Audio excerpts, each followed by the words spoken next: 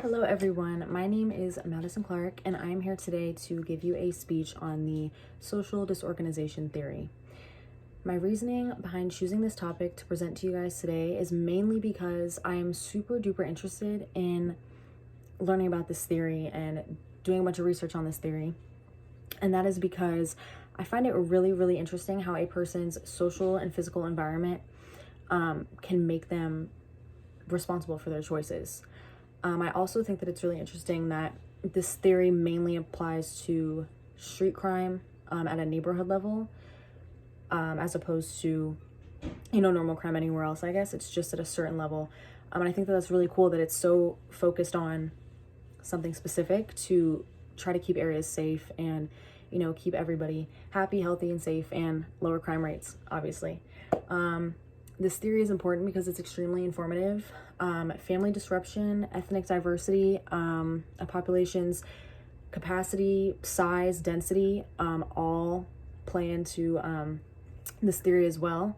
There are three central elements to this theory. One is going to be poverty, residential mobility, and racial heterogeneity. Those are going to be the three main components of this theory.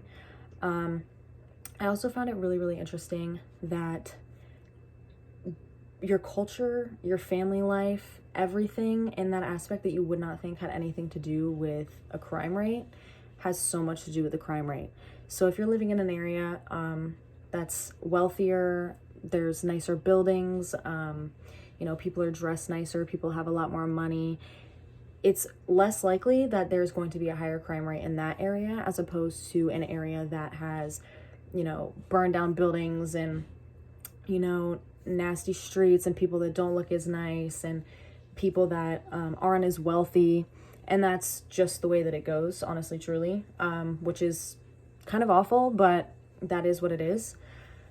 The social disorganization theory is, I want to say it focuses mainly on the youth because of all the research that I've done. It's shown me that basically the social disorganization theory focuses on the choices that people make in a certain area, like, teens and the things that they do, and at a neighborhood level. So that basically, involves younger people in a neighborhood. It doesn't always have to, but a lot of the time it does. The social disorganization theory is something that I honestly hadn't even heard of before I started this class and did a bunch of research on it. And I'm really glad that this was shown to me and I'm able to research it and give you guys some information on it. I think it's super cool. It's a really informative theory. It was developed by the Chicago School, and it basically explains ecological differences in levels of crime. So like I said before, certain areas are going to have different rates of crime.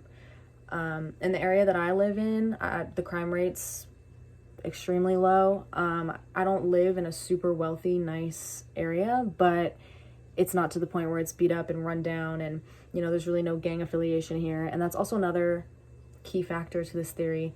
It applies to a neighborhood level in street crime, which is a lot of gang activity. Gangs are usually, on the streets and commit crimes on the streets. Therefore, the social disorganization theory would play into that. It's also been shown that if you take certain people from a certain area in a certain neighborhood and move them to a different part of wherever, the crime rates go down. So certain people are the cause of the high crime rates in certain areas. Their decisions, their cultural background, their family background, everything to do with that goes into the crime rate. So, and it's also kind of sad in a way because if a person is in an area where they don't have a lot of money, they don't have a lot of resources, they don't have a lot of ways to get where they need to go or do what they need to do, that results in a person, thinking they will do anything that they can to get what they need. And that leads to crime as well. So say a family member was in danger, immediate danger, and needed emergency surgery to save their life. You had to. This could cause someone to rob a bank. It could cause somebody to do anything to get the money that they need in order to help a loved one, which also plays into this theory. I really enjoyed learning about this. I think that it's really, really interesting that, you know, the 3 elements are put into it, and being poverty, racial heterogeneity, and residential mobility. I think that that's really, really cool, because those aren't things that you would really think would go into a theory like this either. Yeah, so it's really, really interesting to learn about a theory that deals with, you know, just a certain level of crime being street crime. I think that's really, really interesting, and I hope you learned a little bit more about the theory today. Thank you.